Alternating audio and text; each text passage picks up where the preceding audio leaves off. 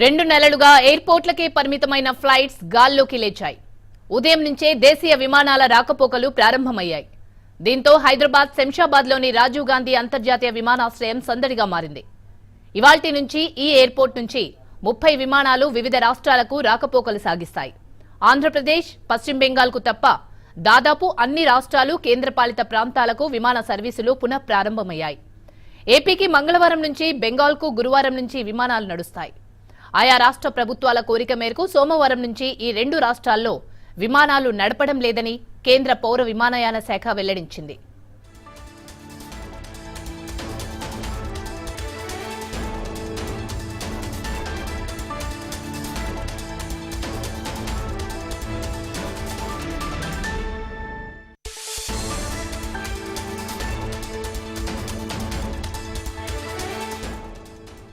Covid నిబంధనలు అనుసరిస్తూనే కేంద్రం విమానాలను పునః ప్రారంభించింది.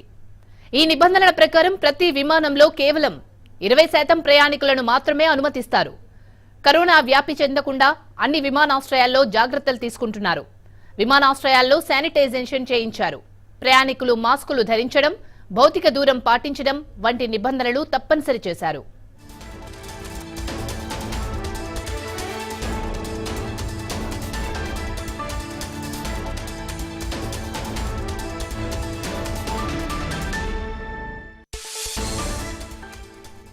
కొన్ని నగరాలకు విమాన రాకపోకల విషయంలో నిబంధనలు విధించింది కేంద్ర పౌర విమానయాన శాఖ. చెన్నైకి ఇతర ప్రాంతాల నుంచి 25 ఫ్లైట్స్ మాత్రమే వెళ్తాయి. కానీ చెన్నై నుంచి ఇతర ప్రాంతాలకు ఎన్ని విమానాలైనా వెళ్లొచ్చని విమానయాన శాఖ స్పష్టం చేసింది. మరోవైపు ముంబై విమానాశ్రయం నుంచి 50 విమాన సర్వీసులే నడుస్తాయి.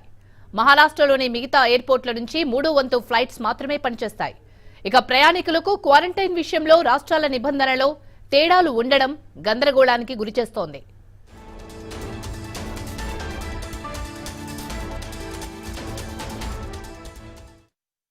जी पार्लियामेंट सेशन जो बजट सेशन चल रहा था हम लोग का 2020 का पूरा सेशन में यहाँ पे दिल्ली में था और दिल्ली में ये सेशन अटेंड करने के बाद मैंने कोशिश भी किया था जाने के लिए उड़ीसा, पर क्योंकि लॉकडाउन शुरू हो गया था तो टिकट्स की अवेलेबिलिटी नहीं थी, ट्रेन फ्लाइट सब बंद हो गए थे, तो पूरी फैमिली के साथ मैं यहाँ पे दिल्ली में फंसा हुआ था. I was really missing my constituents a lot और मैं काफ़ी देर से, काफ़ी दिनों से बहुत परेशान था कि कैसे जाऊँगा, अपने लोगों से मिलूँगा और अपने घर वापस जाऊँगा. बट जैसे कि हमारे मुख्यमंत्री नवीन सर और भारत के प्रधानमंत्री नरेंद्र मोदी जी ने हमको कहा था कि we must obey the lockdown, we must honour it, अपने घरों में रहें, सेफ रहें, सुस्त रहें. सो उनको ही सम्मान करके यहाँ पे दिल्ली में अपने घर में था, जितना कोशिश कर सका यहाँ पे दिल्ली में अपने कॉन्स्टिट्यूएंट्स या फिर स्ट्रीट डॉग्स, एनिमल्स को खाना दे सका, हेल्प कर सका. अब अपने राज्य वापस जा रहे हैं, वहाँ पे उन लोगों के लिए बहुत कुछ करना. हाँ, धूप में खड़े हैं, स्केटिंग होनी चाहिए थी या पहले अंदर जाने की व्यवस्था होनी चाहिए थी. काफ़ी देर से धूप में खड़े हैं, ओल्ड एज लोग भी हैं, व्हील चेयर पे भी हैं, वो भी खड़े हैं बहुत देर से. अभी तक तो ठीक है, मॉर्निंग में कोई रश नहीं है, तो आई होप आफ्टरनून इवनिंग में भी ऐसा ही रहे. तो अभी तो इट्स ऑल गुड, अभी तक तो कोई परेशानी नहीं है, सही चल रहा है, ठीक ठाक है. हाँ, कहाँ जाना है आपको? दिल्ली. मैं 2.5 महीने से थी यहाँ पे, छुट्टियों में आई थी. अच्छा, कितना रिलैक्स फील हो रहा है आज? अच्छा लग रहा है कि वापस घर जा रही हूँ. अच्छा, घर मायके आई थी. अच्छा. अब जहाँ रहती हूँ, दिल्ली रहती हूँ, वहीं जा रही हूँ. कितनी देर से आप यहाँ आई हुई हैं एयरपोर्ट? बस अभी आई हूँ, 10-15 मिनट पहले. अभी तक तो संतुष्ट हूँ. क्या नाम हुआ? आगे का पता नहीं. नीतू. उसमें आप देख ही रहे हैं, हमने जो जितना मैक्सिमम पॉसिबल हो सकता है, जो हमारे इंफ्रास्ट्रक्चर को देख के वो सारी तैयारी की हुई है और हम चाह रहे हैं कि पैसेंजर को जितना कम से कम इनकन्वीनियंस हो उसकी हम कोशिश कर रहे हैं. शेड्यूल एज ऑफ नाउ हमारे पास 16 फ्लाइट्स का है, उसमें से एक फ्लाइट शायद आज कैंसिल हुई है, तो कम से कम 15 फ्लाइट्स आएगी. तो 17वीं फ्लाइट जो हमारी होगी वो 15 जून से चलेगी, जो विस्तारा की फ्लाइट है. टोटल 17 फ्लाइट ऑपरेट होंगी 15 जून से. वो परेशानी आज पहला दिन है, क्योंकि उसमें सारा जो पैसेंजर्स को भी थोड़ा आइडिया नहीं, हमने जो मार्किंग किया उसमें चलने के लिए उनको गाइड किया जा रहा है प्रॉपरली. अगर आप अभी देखेंगे तो इमीडिएटली सारे लोग जो है अंदर चले गए, एटलीस्ट वो शेडेड एरिया में आ गए. तो हम लोग कोशिश करेंगे कि यहाँ पे अपना लोगों को डिप्लॉय करके पैसेंजर्स को प्रॉपरली गाइड किया जाए, उनको कम से कम असुविधा हो. आपको ये याद हमेशा हमें याद रखना होगा, पटना एयरपोर्ट का जो इंफ्रास्ट्रक्चर है वो पैसेंजर की संख्या के हिसाब से नहीं है. आप इधर देखिए, हमारा एग्जिस्टिंग टर्मिनल बिल्डिंग को एक्सटेंड किया जा रहा है. Yes, big relief because we came here on the 23rd and stuck here as a tourist. And now it's been lockdown going on and on and on. We're just relieved with our age and with exposure to this Bombay. Unnecessarily, I think we should have been given time to move back first. Yes, social distancing we try to follow, but see, as tourists, you need to go to get food. So if suppose you have to stay inside, somebody cannot make arrangement for 60 days for food. Yes, now we're just hoping that something should not take place. We should just reach home.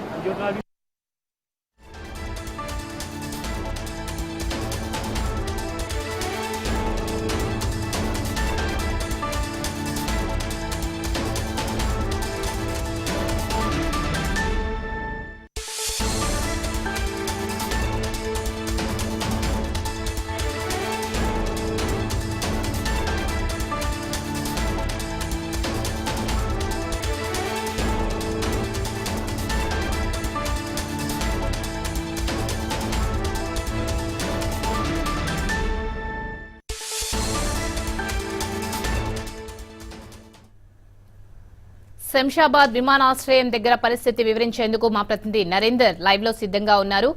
Narender, దాదాపు 2 నెలలుగా వివిధ ప్రాంతాల నుంచి వచ్చిన వారు వివిధ ప్రాంతాలకు వెళ్లాలి అనుకునే వాళ్ళు ఎక్కడి వారు అక్కడే ఉండిపోయారు. ఈ రోజు నుంచి ఎయిర్ సర్వీసెస్ స్టార్ట్ కావడంతో ప్రయాణికులు ఏమంటున్నారు, అక్కడ ఏర్పాట్లు ఏ విధంగా చేశారు?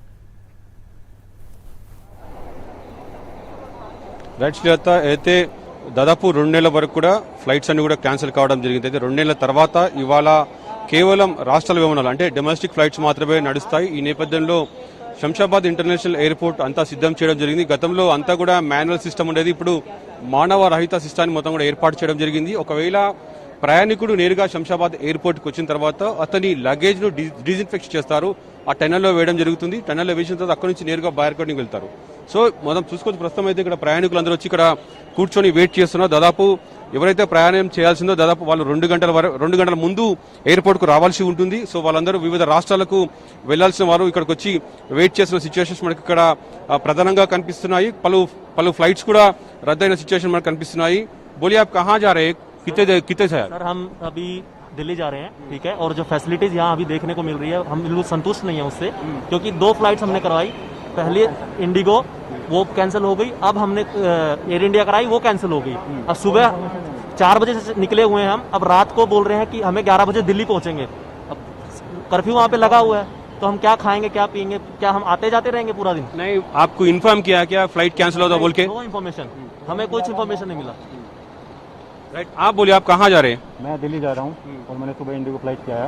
उनका रात को मैसेज आया 12 बजे कि अभी फ्लाइट कैंसिल हो रही है. एयर इंडिया का फिर कराया रात को 2 बजे. एयर इंडिया का कोई टैक्स नहीं आया. यहाँ आके मैं पूछता हूँ, ये बोलते हैं कि आपकी फ्लाइट कैंसिल हो गई है. यहाँ पर आकर फिर एक लंबी लाइन में लगते हैं. नहीं, कब आया सुबह आप इधर? 8 o'clock. రైట్, చూసుకోవచ్చు 8 గంటలకు వచ్చాడు. సో ఫ్లైట్స్ క్యాన్సిల్ అయ్యాయని చెప్పడం జరిగింది. సో వీళ్ళు ఏం చేయాలో మాత్రం వీళ్ళకు పాలుపోని సిచ్యువేషన్ మనకి ప్రధానంగా ఉన్నాయి. చాలా మంది కూడా ఇక్కడ వెయిట్ చేస్తున్నారు. బోలియా कहाँ जाना है आप? मैं ओडिशा जा रहा हूँ, भुवनेश्वर वाया बेंगलोर जा रहा हूँ मैं. कितने बजे आपका फ्लाइट? मेरा 2:20 का है, 2:20 का फ्लाइट है. हाँ, 2:20 का है. तो अब तक आप जल्दी कहीं को आया? मेरे दोस्त का फ्लाइट था तो हम मिलके आ गए, बट उनका अभी कैंसिल हो गया है. हाँ, तो वो చాలా మంది ప్రయాణికులు నిరాశ వ్యక్తం చేస్తున్నారు. చాలా మంది ఎందుకంటే ఇక్కడ ప్రయాణాలు సాగించాల్సి ఉన్నా కూడా వీళ్ళ ఫ్లైట్స్ అన్ని కూడా క్యాన్సిల్ కావడంతో వాళ్ళు ఏం చేయాలో పాలుపోవట్లేదు. ముందుగా సమాచారం ఇవ్వాలి, సమాచారం ఇవ్వట్లేదు అంటున్నారు. ఇక్కడ కూడా చూసుకోవచ్చు పీపీ కిట్లు వేసుకొని కూర్చున్నారు ప్రయాణికులు. సో వాళ్ళు ముందస్తు సేఫ్టీ మనకు N95 మాస్క్ వేసుకున్నారు, మొత్తం పీపీ కిట్ వేసుకున్నారు, చాలా ప్రొటెక్షన్ ఉన్నారు. బోలే आप कहाँ जा रहे हैं? दिल्ली जा रहे थे, फ्लाइट कैंसिल हो गई. कब आए आप इधर? हाँ, कितने बजे आए इधर? इधर 6:30 बजे आए, 7:30 8. ఉదయం 4:30 ఆ ప్రాంతంలో రావడం జరిగింది. आप बोले हम कहाँ जा रहे हैं? दिल्ली क्या बोले फ्लाइट कैंसिल हो क्या? कैंसिल हो गया. చూసుకోవచ్చు ఫ్లైట్స్ క్యాన్సిల్ అయ్యాయని చెప్పి వీళ్ళు చెప్తున్న సిచ్యువేషన్స్ మన ఇక్కడ ప్రధానంగా ఉన్నాయి. ఇంకో వ్యక్తి కూడా ఇక్కడ పీపీ కిట్ వేసుకొని రెడీగా ఉన్నారు. సో बोलिए आप कहाँ जा रहे हैं? दिल्ली. कितने बजे आए इधर? 11. 11 बजे. फ्लाइट 11 बजे होगा आपको? हाँ, क्या बोले फ्लाइट है आपको, कैंसिल है आपका? फ्लाइट कैंसिल हो गई, बोल रहे हैं कि 8:30 बजे की है अब. रात में? यस. రైట్, ఉదయం 11 గంటలకు ఉండాల్సిన ఫ్లైట్ రాత్రి 8 గంటల 30 నిమిషాలకు అంటున్నారు. సో వీళ్ళకి ఏం చేయాలో పాలు పోవడం చాలా మంది ప్రయాణికులు కూడా ఇక్కడ వెయిట్ చేసిన సిచ్యువేషన్స్ ఉన్నాయి. ఎందుకంటే మనము ఇప్పుడు 15 ఫ్లైట్స్ మాత్రమే నడుస్తున్నాయి, అంటే 15 ఫ్లైట్స్ వస్తాయి, 15 ఫ్లైట్స్ పోతాయి. పలు రాష్ట్రాలకు సంబంధించిన ఫ్లైట్స్ కూడా పూర్తిగా క్యాన్సిల్ కావడం జరిగింది. తద్వారా కూడా వాళ్ళు ఏం చేయాలో పాలుపోని సిచ్యువేషన్ ఇక్కడ ప్రధానంగా ఉన్నాయని చెప్పుకోవచ్చు. ఎందుకంటే అంతా కూడా కోవిడ్ మహమ్మారి ఉన్న నేపథ్యంలో పూర్తిగా అందరూ కూడా సేఫ్టీగా వెళ్లాల్సిన అవసరం ఎంత. ఇక్కడ కూర్చున్న బెంచ్లు కూడా చూసుకోవచ్చు. ఇది 3 సీట్ కెపాసిటీ ఉంది. మధ్యలో ఇంటి మార్క్ వేయడం జరిగింది. 2 అంటే ఇద్దరు కూర్చోవాలి, మధ్యలో దీన్ని ఎంటీగా ఖాళీ ఉంచడం జరిగింది. అంతేకాకుండా మనకు అక్కడ డిస్ఇన్ఫెక్షన్ టనల్ అయిన తర్వాత లోపల మనకు బార్కోడింగ్ అదే విధంగా ఉంటారు. పూర్తిగా భౌతిక దూరం పాటిస్తూ వెళ్లాల్సిన సిచ్యువేషన్ ఉన్నాయి. बोलिए आप कहाँ जाने? केरला. कितने बजे फ्लाइट आपका? 12:15. First they told in 11:15, but 1 hour delay now. And they told before 4 hours we have to come here. When I went there, they told after 10 you have to come. Then only you can enter the inside. They told like that. Because I am waiting here. చాలా మంది కూడా ఇక్కడ wait చేస్తున్నారు. దాదాపు 2 గంటల ముందు ఇక్కడ రావాల్సి ఉన్నప్పటికీ కూడా కొన్ని ఫ్లైట్స్ డిలే కావడం జరిగింది. కొన్ని ఫ్లైట్స్ కూడా పూర్తిగా రద్దయ్యాయి. ఈ నేపథ్యంలో వాళ్ళు తీవ్ర నిరాశ వ్యక్తం చేస్తున్న సిచ్యువేషన్స్ ఉన్నాయి. కొంతమంది ఇక్కడ ప్రయాణికులు కూడా కూర్చున్నారు. సో వాళ్ళతో మాట్లాడదాం. ఎక్కడికి వెళ్ళాలి మీరు? మేము పూణే వెళ్ళాలండి. సో మాది మేము 3 days ముందు బుక్ చేసుకున్నాము. లైక్ మాది డిపార్చర్ వచ్చేసి 9:40 ఉండే. లైక్ 3-4 hours మేము ఒక 6:30 వరకు ఇక్కడికి చేరుకున్నాము. ఆన్ బోర్డింగ్ పాస్ కూడా ట్రై చేస్తున్నాము, అసలుకి రావట్లేదు. ఇంకా వెళ్ళి అడుగుతేమో ఏమీ సరిగా ఇన్ఫర్మేషన్ ఇవ్వట్లేదు, ఇంటిమేషన్ ఇవ్వట్లేదు. లైక్ మళ్ళీ 12 o'clockకి రీషెడ్యూల్ అవుతుంది అని చెప్తున్నారు. మళ్ళీ తర్వాత వెళ్ళి చూస్తే కంప్లీట్గా క్యాన్సిల్ అవుతుంది అని చెప్పి లాస్ట్ మినిట్లో క్యాన్సిల్ చేస్తున్నారు. మేము ఎంతో దూరం నుంచి ట్రావెల్ చేసి ఇప్పుడు లాస్ట్ మినిట్లో క్యాన్సిల్ చేస్తే చాలా ఇబ్బందిగా ఉంది. So maybe like we're hoping that at least reschedule అన్నా చేస్తే బాగుంటుంది అని చెప్పి అంటున్నారు. అంటే మామూలుగా ఇప్పుడు పూణే కావచ్చు, ఇది మహారాష్ట్రలో పూర్తిగా కరోనా కేసులు ఎక్కువగా ఉన్న నేపథ్యంలో మీరు ఇక్కడ ఇప్పుడు ఆ ప్రయాణం చేయడం అంత సేఫ్ అనుకుంటున్నారా? అంటే అంతగా సేఫ్ కాదు, కానీ పూణే ఎయిర్పోర్ట్ అయితే అట్లీస్ట్ ముంబై కంటే కొంచెం సేఫ్ అండి. లైక్ అందుకనే మేము పర్టికులర్గా పూణే అనే చూస్ చేసుకున్నాము. సో అలా అని చెప్పి మేము వెళ్ళాల్సిన ఏరియా అయితే సేఫ్లోనే ఉందండి. అందుకనే కొంచెం ముందుకెళ్ళి కాన్ఫిడెంట్గానే అన్ని సేఫ్టీ మెజర్స్ తీసుకునే వెళ్తున్నామండి. సో ఇంకా కొంతమంది ఇక్కడ ప్రయాణికులు చాలా మంది వెయిట్ చేస్తున్నారు. చెప్పండి అమ్మా, ఇక్కడ కहाँ जाना है आपको? दोनों तेलुगु नो कहाँ जा रहे हैं? विराट कुछ రైట్, ఇక్కడ తమిళియన్స్ కూడా ఉన్నారు. వీళ్ళు కూడా ప్రయాణాలు సాగించేస్తున్నారు.